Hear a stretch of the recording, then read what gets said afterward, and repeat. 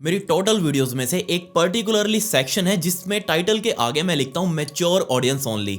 क्यों लिखता हूं, किस लिए लिखता हूं, वो आज की वीडियो में आपको समझ आएगा। लिटरली ये जो केस आज मैं आपको बताने वाला हूं ये प्रॉपर पूरे तरीके से मैच्योर ऑडियंस के लिए ही है। इस केस के बारे में जब मैं लिख रहा था तब लिटरली मेरी आंखों के अंदर पानी था। मुझे इस वीडियो पर कोई लाइक्स वाइक्स नहीं चाहिए, मन करे आपका करना, नहीं करे तो मत करना, कोई बात नहीं, बट इस वीडियो को पूरा देखना, आपको समझ आएगा कि क्यों ये दुनिया बहुत बहुत ज्यादा बुरी है। Let's dive in.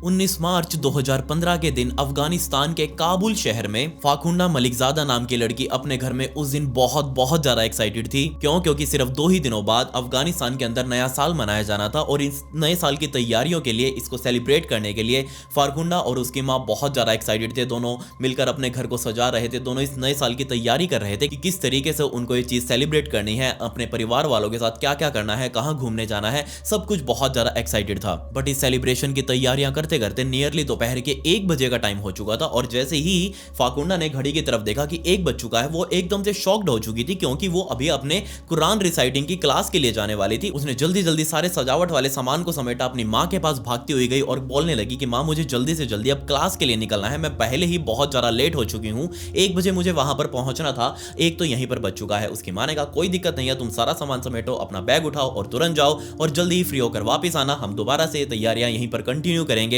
और उसके बाद हम देखते हैं कि आगे क्या करना है। असल में फाकुंडा इस कुरान रिसाइटिंग क्लास के अलावा अपने मास्टर्स की तैयारियां कर रही थी। उसका पूरा एक स्ट्रिक्ट एम था कि उसे काबुल की ही एक कोर्ट के अंदर जज बनना है और इसके लिए वो जो भी कुछ करना पड़े उसको वो करेगी। वो किसी भी तरीके की मेहनत करने के लिए तैयार थी और फाकुंडा का ये एम, उसकी लगन उसके घर वालों को बहुत ज्यादा पसंद आ रही थी। वो उसको बहुत ज्यादा सपोर्ट कर रहे थे कि किसी भी तरीके से तुमको जो चाहिए हो तुम पढ़ो। अब क्योंकि फाकुंडा न्यायपालिका के अंदर अपना करियर बनाने की ठान चुकी थी, तो आपको पता ही है कि न्यायपालिका के अंदर जो भी लोग काम करते हैं, चाहे वो वकील हो या फिर जज ही क्यों ना हो, ये सारे के सारे बोलने में बहुत ज्यादा एक्सपर्ट होते हैं। और बिल्कुल ऐसा ही कुछ यहाँ फाकुंडा के साथ भी था। अगर उसको कोई भी चीज गलत दिखाई देती तो वो गलत को गलत बोलती, अगर सही दिखाई देती तो सही को सही बोलती, बट वो चुप बिल्कुल भी नहीं रह सकती, उसको बोलना ही बोलना था। खैर, शाम के तकरीबन 6:30 बजे के आसपास का टाइम हो चुका था और अभी तक 3 घंटे ऊपर हो चुके थे। वहां घर पर मौजूद फाकुंडा की माँ बार बार अपना मोबाइल देख रही है कि कहीं फाकुंडा का कोई कॉल आया हो या फिर उसका कोई मैसेज आया हो, बट नहीं, फाकुंडा के माँ के पास उसका कोई भी मैसेज नहीं आया। फाकुंडा की माँ तुरंत घर से बाहर आई, बाहर देखने लगी कि आखिर फाकुंडा है कहां पर, बट उनको फाकुंडा वहां पर भी नहीं दिखाई दी। आखिर फाकुंडा गई कहां? फाकुंडा की माँ को बहुत ज्यादा टेंशन होने लगी। उन्होंने तुरंत अपने पति यानी कि फाकुंडा के पिता को फोन किया और उनको बताने लगी कि फाकुंडा अभी तक घर वापस नहीं आई है और वो जब फाकुंडा को फोन करने की कोशिश कर रही है तो भी उसका फोन नहीं लग रहा, फोन बंद आ रहा है। पलट में फाकुंडा के पिता ने कहा कि कोई दिक्कत नहीं है, थोड़े ही टाइम बाद वापस आ जाएगी, क्या इतनी जल्दी है, 6:30 बजे के आसपास का तो टाइम हुआ है, आ जाएगी, थोड़ी देर और वेट करते हैं। बट इससे पहले कि ये लोग और ज्यादा फाकुंडा का वेट कर पाते इस न्यू ईयर सेलिब्रेशन की तैयारियां करने के लिए, उतने में ही दोबारा से फाकुंडा की मां के मोबाइल पर घंटी बजी और जैसे ही फाकुंडा की मां तुरंत भागते हुए उस मोबाइल की तरफ गई, उसको लग रहा था कि हो सकता है फाकुंडा का ही फोन आया हो, बट नहीं, वहां एक अननोन नंबर शो हो रहा था। और जैसे ही फाकुंडा की मां ने वो फोन उठाया, पीछे से वहीं के एक लोकल पुलिस स्टेशन से वो फोन आया था और जैसे ही उस पुलिस वाले ने फाकुंडा की मां को बताया कि आखिर यहां पर पूरा मामला क्या है, और ये पूरा का पूरा मामला सुनकर लिटरली फाकुंडा की मां फोन पर ही रोने लगी। उसको विश्वास ही नहीं हो रहा था कि जो सामने पुलिस वाला बोल रहा है ये सच हो भी सकता है, नहीं हो सकता। क्यों? क्योंकि उन्होंने जिंदगी में ऐसा कुछ कभी नहीं देखा था। तो इस फोन आने से तकरीबन 3 घंटों पहले यानी कि तकरीबन 4 बजे के आसपास जब फाकुंडा की क्लासेस खत्म हो चुकी थी, वो कुरान रिसाइटिंग क्लासेस से बाहर निकली, अपने घर की तरफ आने लगी, तभी घर आते आते बीच में एक बहुत ही बड़ी मस्जिद, उसको जो कि काबुल के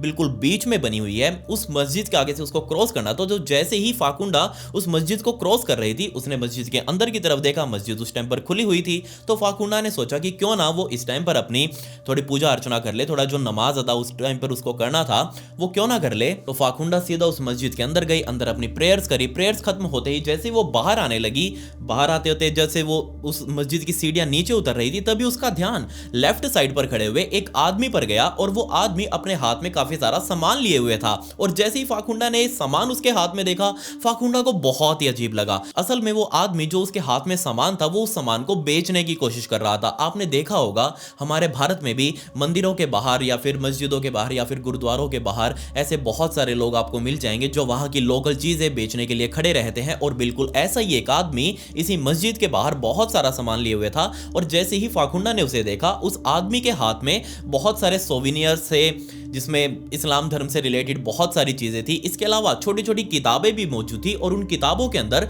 कुरान की बहुत सारी लाइंस लिखी हुई थी। तो जैसे ही फाकुंडा ने चीज देखी, वो तुरंत भागकर उस आदमी के पास गई, उसके हाथ से वो कुरान वाली किताब ली। वो छोटी सी किताब उसको पलटकर देखने लगी कि आखिर इसके अंदर क्या लिखा हुआ है। तो जैसे ही फाकुंडा ने उन पेजेस को पलटकर देखा तो उसको पता लगा कि इसके अंदर तो कुरान की छोटी छोटी पंक्तियां लिखी हुई हैं। बट ये चीज इस तरीके से बेचना फाकुंडा को बहुत ही अजीब लगा। उसने उस आदमी को समझाया कि देखो, तुम घर चलाने के लिए अपना या फिर पैसा कमाने के लिए और भी काम कर सकते हो। इस तरीके से पवित्र चीजें बेचना पैसों के बदले, ये चीज बिल्कुल गलत है। तुम ऐसे इन पवित्र चीजों को इस तरीके से मत बेचो। बट जैसे ये चीज उस सामने खड़े आदमी ने सुनी, उस आदमी को बहुत ज्यादा गुस्सा आया कि ये लड़की उसको इस तरीके से क्यों रोक रही है, क्यों उसके रोजी रोटी के ऊपर लात मार रही है। वो उसको समझाने लगा कि देखो, तुमको लेना हो तो लो, वरना मेरा टाइम खोटी मत करो, तुम तुरंत यहां से निकलो, मुझे अपना काम धंधा करने दो। ये चीज फाकुंडा को बहुत अजीब लगी। फाकुंडा अब बजाय वहां से निकलने के वो आदमी से लड़ने लगे कि नहीं, तुम ये चीजें इस तरीके से नहीं बेच सकते, ये ऑब्वियसली बहुत ज्यादा पवित्र चीजें हैं। अब इस फाकुंडा और उस आदमी दोनों के बीच में तू मैं शुरू हो चुकी थी। फाकुंडा जोर जोर से चिल्ला रही थी,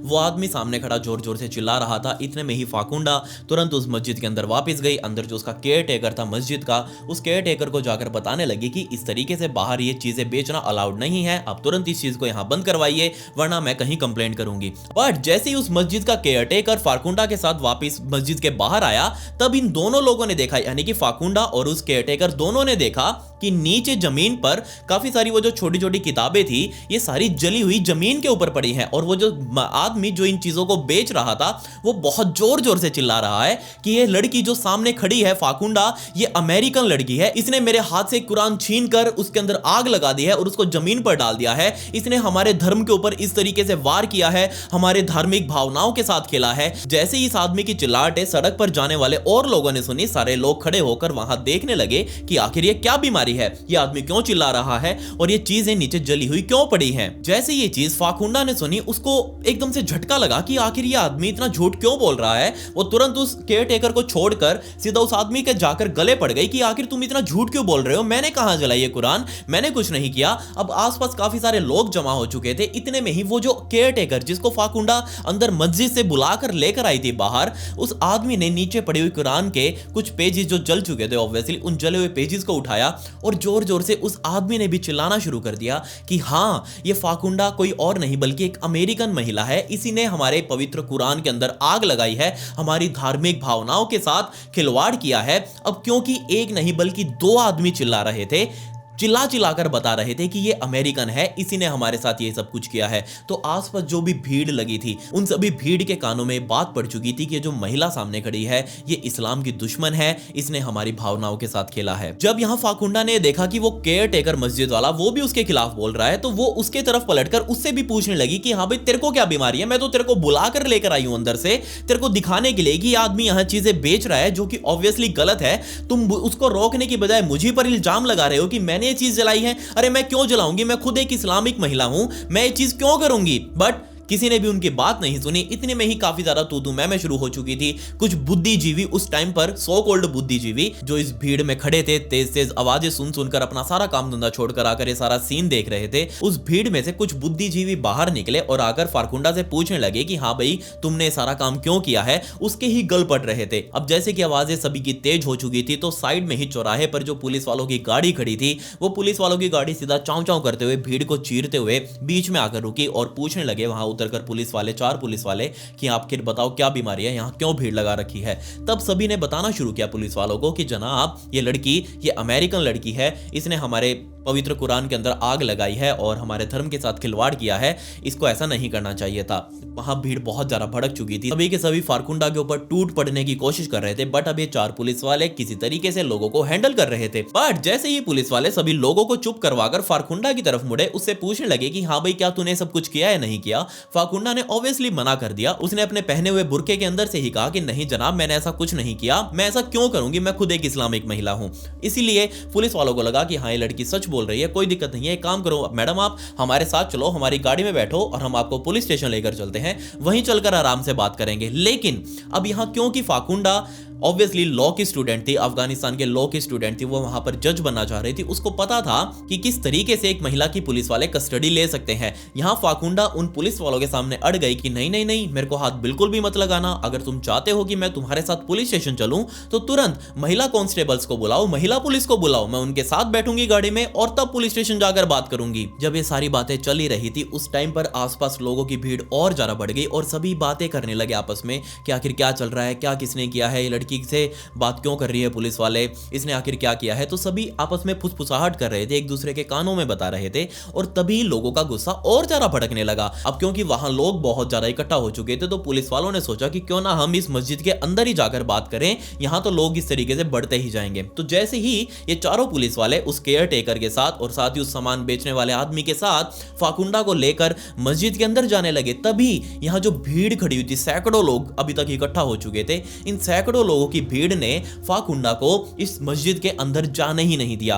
पीछे से ही जस्ट दर्जनों लोगों ने एक साथ फारकुंडा के ऊपर झपट्टा मारा और उसको पीछे से पकड़कर ही नीचे की तरफ धकेल दिया और उसी के ऊपर टूट पड़े। उस टाइम पर पुलिस वाले भी उसके साथ मौजूद थे, वो बार बार भीड़ को शांत करने की कोशिश कर रहे थे, लेकिन उनके बस की बात उस टाइम पर रही ही नहीं। क्यों? क्योंकि वो सिर्फ 4 थे और भीड़ अब दर्जनों में हो चुकी थी, सैकड़ों लोग वहां पर आ चुके थे। अब जैसे इस भीड़ ने फारकुंडा को नीचे सड़क पर गिराया, उसके ऊपर लातों ही लातों की बारिश होने लगी। अब आप सोच कर देखिए, 4 पुलिस वाले जिनको भीड़ ने पहले ही साइड कर दिया, ऑब्वियसली वो जो 2 लोग थे, यानी कि केयर टेकर इस मस्जिद का और वो सामान बेचने वाला, वो भी अपना गुस्सा इस फारकुंडा के ऊपर अब निकालने वाले थे। सभी लोगों ने मिलकर बार बार फारकुंडा के शरीर के ऊपर वार करने शुरू किए। कोई उसको नीचे बैठ कर मुक्के मार रहा है, कोई उसको कोहनियां मार रहा है, ऊपर खड़े हुए लोग उसको लात ही लात मार रहे हैं। बेचारी उस टाइम पर फारकुंडा के मुंह पर बुर्का चढ़ा हुआ था, क्योंकि उसका मुंह सही से दिखाई भी नहीं दिया। वो चिल्ला रही थी, लेकिन कोई भी उसकी मदद करने वाला उस टाइम पर नहीं था। लेकिन सभी लोग उसके मुंह को ही अपना निशाना बनाते हुए उसके मुंह पर ही बार बार लात मार रहे थे।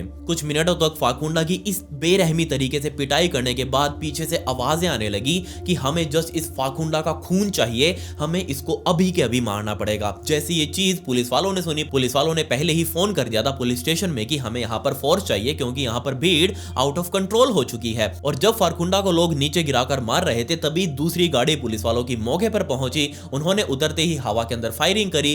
फायरिंग करते ही कुछ एक लोग जो वहां पर मौजूद थे वो तो साइड में हट गए, बट कुछ ही सेकंड्स के लिए पुलिस वाले मौके पर पहुंचे, फारकुंडा को आकर संभाला और लोगों से बात करने की कोशिश करी कि आखिर क्या भसड़ है, क्या बीमारी है, क्यों इस लड़की को इस तरीके से पीट रहे हो। लोगों ने फिर से समझाना शुरू किया। अब कुछ एक लोग तो थे जो पुलिस वालों से उस टाइम पर बात कर रहे थे, बट पीछे खड़ी सैकड़ों लोगों की भीड़, उनको वेट करना बिल्कुल भी पसंद नहीं आया। वो साइड में से ही होकर पुलिस वालों के फारकुंडा के ऊपर वापस जाकर टूट पड़े। जैसे ये चीज पुलिस वालों ने देखी कि भीड़ बिल्कुल आउट ऑफ कंट्रोल हो चुकी है और ये मैटर उनके हाथों से बाहर निकलता जा रहा है, उन्होंने फारकुंडा को ऊपर झुककर उसको समझाने की कोशिश करी कि तुमको यहां से तुरंत बाहर निकलना पड़ेगा, वरना ये भीड़ कुछ भी कर सकती है। पुलिस वालों ने सामने से फारकुंडा को कहा कि हम तुम्हें इस मस्जिद के बराबर में जो एक छोटी सी छत बनी हुई है, टीन की छत, आप बस सोच कर देखिए, ये मस्जिद, उसके बराबर में एक स्टोरी, एक कमरे के ऊपर एक छत बनी हुई थी, लोहे की चादर उसके ऊपर लगाई गई थी। तो पुलिस वालों का ये प्लान था कि अगर हम फारकुंडा को लेकर इस लोहे की छत के ऊपर चढ़ जाएं तो हो सकता है हम भीड़ को कुछ देर के लिए शांत कर पाएं, उनसे बात कर पाएं,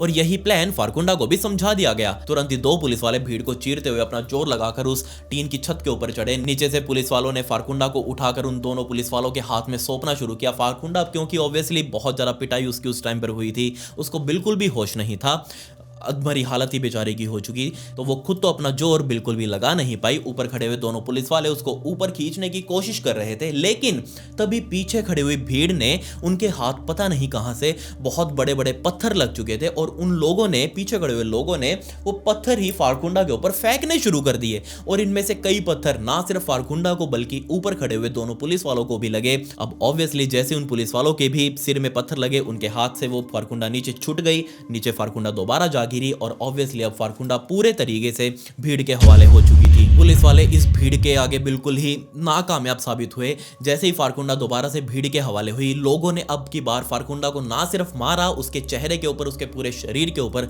बल्कि लोग लाइन से फारकुंडा के ऊपर कूद रहे थे। सोच कर देखिए आप, नीचे फारकुंडा पड़ी हुई है, उसके हाथों की हड्डियां टूट चुकी हैं, अजीब से शेप में उसके हाथ पड़े हुए हैं, उसके पैर बहुत ही अजीब से शेप में मुड़ तोड़कर बिल्कुल रबड़ की तरह लचीले हो चुके हैं। उनके अंदर कोई भी जान नहीं बची हुई, बस किसी तरीके से फारकुंडा अभी तक जिंदा थी। लेकिन नहीं, ये साइड में खड़े हुए लोगों की भीड़ लाइन बनाकर एक के बाद एक उसके ऊपर कूदने लगी। वो बस किसी तरीके से फारकुंडा का खून चाहते थे। ऑब्वियसली उस टाइम पर फारकुंडा के शरीर से काफी जगहों से खून निकल रहा था। उसका पूरा का पूरा बुर्का, काले रंग का बुर्का, वो पूरा का पूरा खून से सन चुका था। लेकिन ये भीड़ अभी भी रुकने वाली नहीं थी। अभी तो जस्ट फारकुंडा की कहानी शुरू हुई थी। फारकुंडा को लोग पीटते पीटते बिल्कुल रोड के बीच में लेकर आए। अब आप सोच रहे होंगे कि इस टाइम पर पुलिस वाले क्या कर रहे थे, तो लिटरली इस टाइम तक आते आते पुलिस वालों ने पूरे तरीके से हक दिया।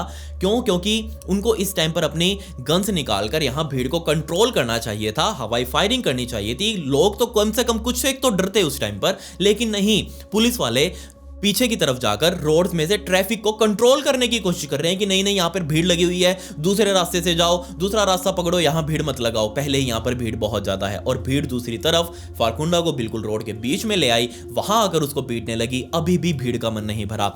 सोच कर देखिए आप, वहां से तकरीबन 300 फीट दूर एक झील का किनारा सा बना हुआ था, झील की बाउंड्री शुरू हो रही थी। उस जगह तक सोच कर देखिए आप, ये भीड़ बेचारी फारकुंडा को घसीटते हुए, उस टाइम पर फारकुंडा के शरीर के अंदर बिल्कुल भी जान नहीं थी। उस टाइम पर फारकुंडा बिल्कुल पूरे तरीके से बेहोश थी, लेकिन फिर भी ये भीड़ फारकुंडा को बालों से पकड़ते हुए, उसके हाथ पैरों से पकड़ते हुए, उसको 300 फीट घसीटते हुए सीधा इस झील के किनारे तक पहुंची और यहां पर आकर वापिस उसके ऊपर बड़े बड़े पत्थरों से वार करने शुरू किए। वार करने के बाद अब क्योंकि फारकुंडा का पूरा शरीर खून से लथपथ हो चुका था, सभी अब यही चाह रहे थे कि किसी तरीके से फारकुंडा की जान ले ली जाए। सोचने लगे, सभी के अंदर अब प्लान्स बन रहे थे कि आखिर फारकुंडा की जान किस तरीके से ली जाए, किस तरीके से उसको निपटाया जाए। सोचकर देखिए आप, ये भीड़ किस तरीके की थी। और एट द एंड सभी के अंदर यही प्लान बना कि इस फारकुंडा ने हमारी कुरान को जलाया है, हमारी पवित्र कुरान को जलाया है, तो हम क्यों ना इस फारकुंडा को ही जला दे, ताकि लोग आगे से ऐसा करने के बारे में सोचे भी ना। लिटरली उस टाइम पर जितने भी लोगों की वहां भीड़ खड़ी थी, सभी के हाथ अपने जेब में गए। अपनी जेब में से सभी ने माचिस और लाइटर बाहर निकाले और लोग बार बार अगर इस फारकुंडा को किसी तरीके से तिल्ली लगाने की कोशिश कर रहे थे। उसके बाल जला रहे हैं, उसके बुर्के को आग लगा रहे हैं, लेकिन फारकुंडा के शरीर ने आग पकड़ी ही नहीं। क्यों? क्योंकि फारकुंडा का पूरा शरीर उस टाइम पर गीला हो चुका था। पूरा का पूरा उसके कपड़े, उसका बुर्का गीला हो चुका था उसके ही खून से। इसी वजह से फारकुंडा को आग नहीं लगी, जिसको देखकर भीड़ को और ज्यादा गुस्सा आया। इन सभी ने प्लान बनाया कि नहीं, फारकुंडा के शरीर में आग इस तरीके से नहीं लगेगी, हमें फारकुंडा के कपड़े फाड़ने पड़ेंगे। सोचकर देखिए आप, एक अधमरी लड़की जिसके ऊपर इतनी बेरहमी से भीड़ ने पिटाई करी हो, और वही भीड़ अब उसके कपड़े फाड़ रही थी। लिटरली फारकुंडा के शरीर पर एक भी कपड़ा नहीं छोड़ा गया। फारकुंडा के पूरे बुर्के को ऊपर से लेकर नीचे तक चीर दिया गया। अंदर भी जो कपड़े पहने हुए थे उनको भी बाहर निकाला गया। लिटरली फारकुंडा के शरीर पर उस टाइम पर एक भी कपड़ा मौजूद नहीं था। तब यहां इस भीड़ ने दोबारा से आग लगाने की कोशिश करी, लेकिन नहीं, अभी भी फारकुंडा का शरीर उसके ही खून में पूरे तरीके से गीला था। अभी भी फारकुंडा के शरीर ने आग नहीं पकड़ी और इस टाइम पर भी फारकुंडा जिंदा थी, वो सांसें ले रही थी। इस भीड़ के रहम के ऊपर थी कि काश ये भीड़ उसको बख्श दे और उसको एक नया जीवन दान मिल जाए, लेकिन यहाँ कुछ और ही होने वाला था। जैसे ही लोगों ने चीज नोटिस करी कि फारकुंडा का शरीर अभी भी आग नहीं पकड़ रहा और उनके पास डीजल या फिर पेट्रोल है नहीं जो वो गेर कर यहां तुरंत आग लगा दे, तब यहां लोगों ने अपने खुद के कपड़े बाहर निकाले। नहीं, फारकुंडा को पहनाने के लिए नहीं, उसके शरीर के नीचे रखने के लिए, उसके शरीर के ऊपर रखने के लिए। क्यों? क्योंकि लोगों के कपड़े तो उस टाइम पर सूखे थे। लोगों ने अपने कपड़े निकालकर फारकुंडा के शरीर के नीचे घुसाए, उसके ऊपर रखे और खुद के ही कपड़ों में आग लगा दी, ताकि फारकुंडा का शरीर जल सके, वो जिंदा ही जलाई जा सके। इस भीड़ में दर्जनों ऐसे लोग भी मौजूद थे जिनकी इस इलाके में अच्छी खासी पकड़ थी, जो बिल्कुल अच्छे से, जो बिल्कुल लाइटली तरीके से पूरी की पूरी भीड़ को कंट्रोल कर सकते थे। लेकिन नहीं, उन्होंने या तो चुप रहने की कोशिश करी या फिर वो इस भीड़ के साथ थे। वो खुद इस फारकुंडा को जलाने की कोशिश कर रहे थे, या फिर जो बाकी बचे कुचे लोग थे वो अपने मोबाइल से निकाल कर इस पूरे इंसिडेंट को अपने मोबाइल के अंदर कैद कर रहे थे। सोच कर देखिए आप, आजकल की भीड़, आजकल के इंसान कैसे हो चुके हैं। उनके लिए इंसिडेंट को रोकने से पहले, किसी व्यक्ति की जान बचाने से पहले उसको रिकॉर्ड करना बहुत ज्यादा जरूरी बन चुका है। और ऐसा क्यों? ताकि वो इस चीज को सोशल मीडिया के ऊपर अपलोड कर सके। कैसे लोग बन चुके हैं आज के टाइम पर। फारकुंडा को जिंदा ही जलाया जा चुका था। बेचारी फारकुंडा उस दिन अपने घर पहुंचे ही नहीं। वो उसी टाइम पर उसी झील के किनारे पर ही जिंदा जलाई जा चुकी थी, उसकी मौत हो चुकी थी। और तब जाकर ये भीड़ शांत हुई, तितर बितर हो चुकी थी। भीड़ अपने अपने घर गई। फारकुंडा की लाश अभी भी उस झील के किनारे ही पड़ी थी। पुलिस वालों ने आकर उसकी लाश को अपने कब्जे में लिया, उसके बारे में जानकारी जुटाई कि आखिर ये लड़की है कौन। तब जाकर किसी तरीके से फारकुंडा की माँ का पुलिस को नंबर मिला और पुलिस वालों ने तकरीबन शाम के 7 बजे के आसपास फारकुंडा की माँ को फोन किया कि इस तरीके से फारकुंडा की लाश उनको मिली है और भीड़ ने उसका ये हाल किया है। जैसे ये चीज फारकुंडा की माँ ने फोन पर सुनी, उसके पैरों के तले से जमीन खिसक गई। ऑब्वियसली खिसकनी थी। सोच कर देखिए उस टाइम पर फारकुंडा की माँ के ऊपर क्या बीत रही होगी जब पुलिस वालों ने उसको कॉल पर ये सब कुछ बताया होगा। फारकुंडा की माँ ने तुरंत फोन रखा, वो तुरंत भागकर अपने पति के पास गई, उसको जाकर ये सब कुछ बताया। ये दोनों लोग अपने बाकी के परिवार वालों के साथ मिलकर सीधा हॉस्पिटल में गए, जहां पर बेचारी फारकुंडा की लाश को रखा गया था एक प्लास्टिक के बैग के अंदर, ऊपर से चैन लगाकर। और जब घर वालों ने उस प्लास्टिक बैग को देखा, फारकुंडा की माँ ने खुद उस चैन को खोला। अंदर से फारकुंडा के शरीर का हाल देखकर उसको लिटरली उस टाइम पर बेहोशी आ गई। और ये चीज होना लाजमी भी था। अपनी ही बेटी का ये हाल देखकर कौन सी माँ उस टाइम पर बेहोश नहीं होगी। डॉक्टर्स ने पोस्टमार्टम रिपोर्ट में फारकुंडा के घर वालों को बताया कि ना सिर्फ फारकुंडा के शरीर पर बहुत सारे पिटाई के निशान हैं, उसको लिटरली शरीर के हर जगह से खून आ रहा था। इसके अलावा उसके शरीर के ऊपर हर जगह पत्थरों से भी वार किया गया। इसके अलावा फारकुंडा के शरीर पर, फारकुंडा के स्पेशली चेहरे के ऊपर गाड़ी तक चढ़ाई गई। जैसे ये चीज फारकुंडा के परिवार वालों ने सुनी, उनको विश्वास ही नहीं हुआ कि आखिर ये जो लोग जिनके बीच में सभी रहते हैं, फारकुंडा का परिवार भी तो उन सभी लोगों के बीच ही रहता है, तो आखिर यही लोग उनकी ही बेटी के साथ ऐसा कुछ कैसे कर सकते हैं। किसी को भी इस बात पर विश्वास ही नहीं हुआ। दूसरी तरफ ये जो लोग थे जो इस भीड़ के अंदर मौजूद थे, जो सो कॉल्ड इन्फ्लुएंसर हैं उस टाइम पर अफगानिस्तान के, जिन्होंने सारा कांड रिकॉर्ड किया, और जैसे ही लोगों ने चीज सोशल मीडिया के ऊपर डालनी शुरू करी, देखते ही देखते चीज बहुत ज्यादा वायरल हो गई। और जो लोग उस टाइम पर अफगानिस्तान के अंदर पावर में थे, उन सभी लोगों ने फारकुंडा को ही गलत बताना शुरू कर दिया। और ये जो कांड हुआ, ये जो पूरी हत्याकांड हुआ, इस चीज को सही ठहराया। सभी लोग कह रहे थे कि अगर धर्म के साथ खिलवाड़ करोगे तो ऐसा ही कुछ होगा। सभी के सभी पॉलिटिशियंस भी इस चीज को बहुत ज्यादा सपोर्ट कर रहे थे। इसके बाद इस केस के अंदर असली भसड़ शुरू हुई। अब आप सोच कर देखिए, बेचारी फारकुंडा तो चलो इस दुनिया से जा चुकी थी, उसका जो हाल हुआ वो सोच से भी परे है। जो उसने फील किया होगा वो हम सोच भी नहीं सकते। बट इसके बाद जब इस केस की जांच करनी शुरू की गई तो सारा का सारा मैटर उल्टा पुल्टा हो चुका था। लिटरली जो साइड अभी तक ये सब कुछ बोल रही थी कि ये पूरा का पूरा हत्याकांड बिल्कुल सही है, वो सारे के सारे पलट चुके थे। क्यों? क्योंकि जब पुलिस वालों ने इस केस की जांच करी, उनको ये पता चला, है क्लियरली ये चीज पता लगी कि नहीं, फारकुंडा ने उस दिन वो कुरान की किताबें, छोटी छोटी किताबें, वो नहीं जलाई थी। और जब ये चीज पुलिस वालों ने उस मस्जिद के केयर टेकर से वेरीफाई करी तो उसने भी बताया कि नहीं, मैंने फारकुंडा को ये चीज जलाते हुए नहीं देखा था, मैं तो जस्ट उस बाहर खड़े हुए आदमी के सपोर्ट में बोल रहा था। मुझे लगा कि हो सकता है फारकुंडा ने काम किया हो, बट मैंने एक काम करते हुए इसे देखा नहीं।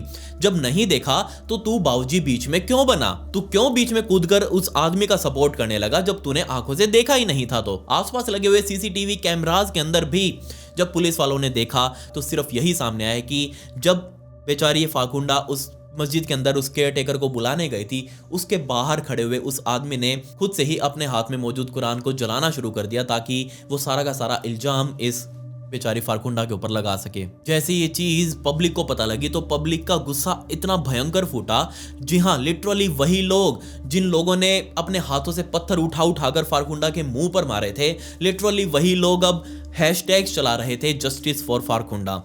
सोच कर देखिए आप, वही लोग अब पुलिस वालों से जवाब मांग रहे थे कि अगर फारकुंडा बेकसूर थी, अगर उसने कुछ नहीं किया था तो तुम लोगों ने उस टाइम पर भीड़ को कंट्रोल क्यों नहीं किया? और दूसरी सबसे बड़ी बात, इतनी बड़ी भीड़ वहां जमा कैसे हो गई जब किसी के पास सबूत ही नहीं था?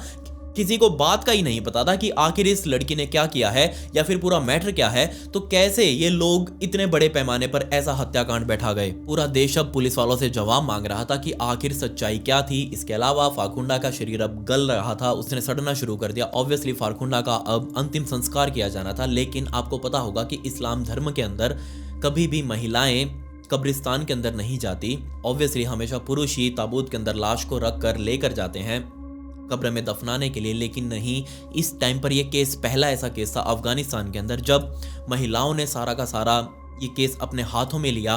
क्यों? क्योंकि महिलाओं के अंदर सबसे ज़्यादा गुस्सा था इस भीड़ के लिए जिन्होंने फारकुंडा के साथ ये सब कुछ किया। उन्होंने कहा कि दूर रहो, जितने भी लोग हो तुम सारे पुरुष इस बेचारी फारकुंडा के शरीर से, मरे हुए शरीर से दूर रहो, इसका अंतिम संस्कार हम खुद करेंगे। और पहली बार अफगानिस्तान की महिलाओं ने फारकुंडा के शरीर को ताबूत समेत उठाया और कब्रिस्तान तक लेकर गए और वहीं पर अंतिम संस्कार भी महिलाओं ने ही किया। इस अंतिम संस्कार में हजारों की संख्याओं में महिलाएं शामिल हुई जो ऑब्वियसली सभी के सभी फारकुंडा के लिए न्याय मांग रही थी। इसके अंदर बहुत सारी महिलाएं और लड़कियां ऐसी भी थी जिन्होंने अपना पूरा शरीर फारकुंडा के शरीर के जैसा बना रखा था। मुंह पर लाल रंग लगाना, इससे यह दिखा रहे थे कि फारकुंडा उस टाइम पर किस तरीके की दिख रही होगी। उससे आप अंदाजा लगा सकते हैं कि उस टाइम पर फारकुंडा की हालत क्या होगी। पुलिस वालों के ऊपर इस केस को सुलझाने का बहुत ज्यादा प्रेशर आ चुका था। क्यों? क्योंकि बहुत सारे पॉलिटिशियंस इसमें शामिल हो चुके थे जिन्होंने फारकुंडा के मर्डर के साथ ही उसको सही करार दिया था। उन्होंने अपनी स्टेटमेंट्स वापस ली। विपक्ष इसमें बहुत ज़्यादा हावी हो चुका था। वो बार बार कह रहे थे कि हमें इसमें न्याय की मांग चाहिए है, न्याय चाहिए, कहीं से भी ला कर दो। बट पुलिस वालों के सामने दिक्कत ये थी कि भीड़ है, वो भीड़ ने सारा कांड किया है। अब भीड़ में किस तरीके से लोगों को पहचाने। और दूसरी सबसे बड़ी बात, चाहे भारत हो, चाहे अफगानिस्तान हो, दुनिया में कोई सा भी देश हो, भीड़ को सजा कभी नहीं होती। उसके अंदर से असली मुजरिम को बाहर निकालना लगभग नामुमकिन जैसा है। पुलिस वालों के सामने ये भी अब चुनौती थी ये जानना कि आखिर कौन वो व्यक्ति थे जिन्होंने सिर्फ लात मारी है, कौन वो व्यक्ति थे जिन्होंने पत्थर मारे हैं फारकुंडा को, कौन वो व्यक्ति है जिसने अपनी गाड़ी फारकुंडा के शरीर के ऊपर चढ़ाई, कौन वो व्यक्ति हैं जिन्होंने अपने अपने कपड़े निकाल कर फारकुंडा के शरीर के नीचे लगाए और उसको आग लगाई। ये सब कुछ पुलिस वालों के सामने अब टास्क बना हुआ था। तब उस टाइम पर पुलिस वालों ने भी सोशल मीडिया का सहारा लिया। सो कॉल्ड सस्ते इन्फ्लुएंसर्स ने जो वीडियोस अपलोड करी थी उस पूरे कांड की अपने अपने अकाउंट्स पर, सोशल मीडिया हैंडल्स के ऊपर, उन सभी वीडियोस को खंगाला गया। उन सभी वीडियोस के अंदर से असली जो आरोपी थे जिन्होंने एक्चुअल में वार किया बेचारी फारकुंडा के ऊपर, उनकी पहचान की गई और तकरीबन 50 लोगों को इस पूरे मर्डर केस के अंदर हिरासत में लिया गया। उसमें से एक को तो तुरंत ही छोड़ दिया गया, जिनमें से 49 अब यानी कि 49 लोग रह चुके थे। इन 49 लोगों को कोर्ट के अंदर पेश किया गया और इन 49 लोगों में 19 तो पुलिस वाले ही थे। लिटरली पुलिस वालों का भी उतना ही दोष है। क्यों उन्होंने उस टाइम पर फारकुंडा को सुरक्षा नहीं दी? क्यों उन्होंने फारकुंडा के सामने भीड़ को हावी होने दिया? जो बाकी बचे हुए 30 लोग थे, पूरे देश को यही लग रहा था कि ये जो 30 लोग हैं इनका पास्ट बहुत बुरा रहा होगा, ये पहले भी क्रिमिनल्स रहे होंगे, इन्होंने पहले भी ऐसे कांड किए होंगे, तभी तो ये इतने ज्यादा गुस्सैल थे, इनकी इतनी ज्यादा हिम्मत हो गई फारकुंडा के साथ ये सब कुछ करने की। बट 30 के 30 लोगों का पास्ट एकदम क्लीन। इन्होंने आज तक कभी कोई चोरी चकारी तक नहीं करी, मर्डर करना तो दूर की बात। ये सारे के सारे नॉर्मल लोग थे, आसपास के दुकान वाले, राह चलते, टैक्सी ड्राइवर या फिर जो आसपास की और भी छोटे मोटे दुकान लगाकर बैठे हुए थे, सारे नॉर्मल ही लोग थे, आम जनता ही थी। इन 49 में से 7 लोगों ने अपने वकीलों को हायर किया और इन सातों के सातों वकीलों को ये बताया ही नहीं गया कि आखिर इस केस के ऊपर कब सुनवाई होगी। लिटरली रैंडमली ही सुबह सुबह जज ने पुलिस वालों को ऑर्डर दे दिया कि हाँ भाई 49 लोगों को तुरंत लेकर आओ। इन 49 में से 7 लोगों के जो वकील थे उनमें से 3 ही लोगों के वकील मौके पर मौजूद थे उस दिन कोर्ट में, और उन तीनों के सामने ही तकरीबन 2 दिनों का टाइम लेकर इस पूरे केस की 4000 पन्नों की चार्जशीट को पढ़ा गया, समझा गया कि आखिर इस केस के अंदर क्या हुआ होगा। पुलिस वालों के ऊपर भी ये चार्ज लगे कि उन्होंने सही तरीके से एक्शन क्यों नहीं लिया। तो उन्होंने इसके जवाब में यही कहा कि जनाब हम और पुलिस वालों को तो बुला देते, बट और पुलिस वालों की गाड़ियों के अंदर उस टाइम पर तेल ही मौजूद नहीं था, डीजल ही मौजूद नहीं था, जिससे हम उनको फ़ोन तो किया था उन्हें, बट वो आ नहीं पाए क्योंकि उनकी गाड़ी में फ्यूल ही नहीं था। इसके अलावा जो और पुलिस वाले थे उनके रेडियोज़ उस टाइम पर ख़राब हो चुके थे, वॉकी टॉकी, जिससे वो उनको सूचित ही नहीं कर पाए कि आखिर यहाँ उनको जरूरत है और वो तुरंत आ जाएं। कुछ लोगों को और भी इस केस के अंदर से बरी कर दिया गया, जिसमें से बाकी बचे हुए लोगों में 4 को डेथ पेनल्टी सुनाई गई, 16 लोगों को 10 साल की सजा सुनाई गई और बाकी बचे हुए 18 लोगों को तकरीबन 7 सालों की सजा सुनाई गई। बट जिन 4 लोगों को डेथ पेनल्टी मिली थी उन्होंने भी अपील फाइल करी और उस अपील फाइल होते ही उनकी भी सजा को कम करके लाइफ इम्प्रिजनमेंट कर दिया गया।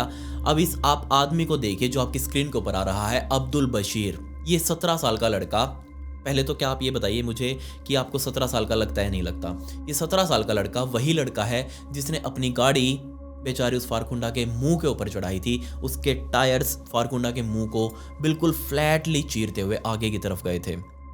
लेकिन इसने बताया जज साहब को कि जनाब मैं तो सिर्फ 17 साल का हूँ, मुझे तो कम से कम डेथ पेनल्टी मत दो।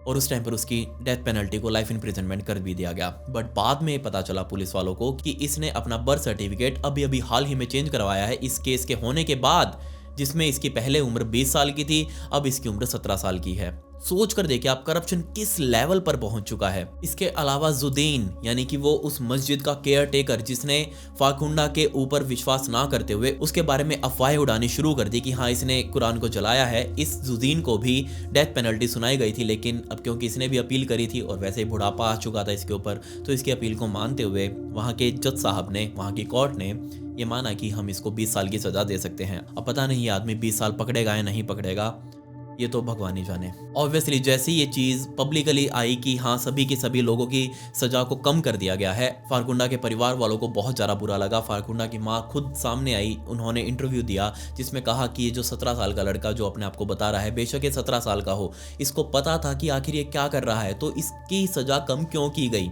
आखिर कम से कम इनमें 2-4 लोगों को तो डेथ पेनल्टी बनती ही थी जिन्होंने मेन रोल अदा किया फारकुंडा की जान लेने में। आप खुद सोच कर देखिए इस केस के अंदर क्या क्या और हो सकता था। आप अपनी राय जरूर लिखिएगा। क्योंकि इस तरीके की मॉब लिंचिंग हमारे भारत में बहुत बहुत ज़्यादा आम है। मैं आए दिन ऐसी वीडियोस देखता हूं जिसमें खास तौर पर लड़के अगर गलत जगह पर गलत टाइम पर मौजूद हों तो उनके साथ ये सब कुछ हो सकता है। मैंने एक वीडियो देखी थी जिसके अंदर एक लड़के को पेड़ से बांधा हुआ था और उस लड़के के ऊपर आरोप ये लगाया कि ये बच्चा चोर है, जबकि उस टाइम पर पूरे गांव के अंदर अफवाह उड़ रही थी कि कोई बच्चा चोर घूम रहा है। लेकिन वो लड़का तो किसी और ही काम से इस गांव के अंदर आया था और इन गांव वालों ने उसे बच्चा चोर समझकर लिटरली उसको पेड़ से बांधकर उसकी जान ले ली। इसके अलावा हमारे भारत देश का सबसे बदनाम मॉब लिंचिंग केस आपको याद ही होगा, कोरोना टाइम में पालघर जो मॉब लिंचिंग केस हुआ था बेचारे साधुओं के साथ, जो भयंकर कांड हुआ था, उसके ऊपर जल्दी एक मैं डेडिकेटेड वीडियो लेके आऊँगा। पालघर इंसिडेंट के ऊपर बताऊंगा कि आपको उसमें क्या क्या हुआ था। लिटरली जब भी मैं उस केस को याद करता हूँ तो मुझे इतना ज़्यादा रोना आता है। वो उनके चेहरे, बेचारे साधुओं के चेहरे मेरे माइंड में घूमते हैं, किस तरीके से वो अपने आप को बचाने की कोशिश कर रहे थे। वो बेचारे साधु पुलिस वालों के पीछे छुपने की कोशिश कर रहे थे, लेकिन नहीं, भीड़ को कुछ और ही मंजूर था। भीड़ ने किस तरीके से उनकी जान ली मैं आपको जल्दी ही सब कुछ बताऊंगा। अगर आपको फारकुंडा से रिलेटेड कुछ भी वीडियोस और फोटोज देखनी है तो गूगल पर पड़ी हैं ढेर सारी। मैं तो कहूँगा आप बिल्कुल भी मत देखिएगा, क्योंकि वो बहुत ज़्यादा ग्राफिक हैं। अगर फिर भी आपको उसके अलावा भी कुछ अनसीन फोटोज और वीडियोज़ देखनी है तो नीचे मेरे डिस्क्रिप्शन में लिंक है मेरे इंस्टाग्राम का। वहाँ पर मेरे इंस्टाग्राम में ही ब्रॉडकास्ट चैनल बना हुआ है। मैं वहाँ पर हर वीडियो से रिलेटेड बैक स्टोरीज, फुटेज और वीडियोस अपलोड करता हूं, तो आप वहां जाकर देख लीजिएगा। इस केस की भी मैं फोटोज और वीडियोस वहीं अपलोड करूंगा, तो आप प्लीज़ वहां फॉलो जरूर कर लें। अगर आपको मुझसे बात करनी है तो भी मैं वहीं पर आपसे बात कर सकता हूं। खैर, पिछली वीडियो का शाउट आउट अनीता को in comment pick me to get a shout out in next video. मिलते हैं अगली वीडियो में। ये वीडियो देखने के लिए धन्यवाद।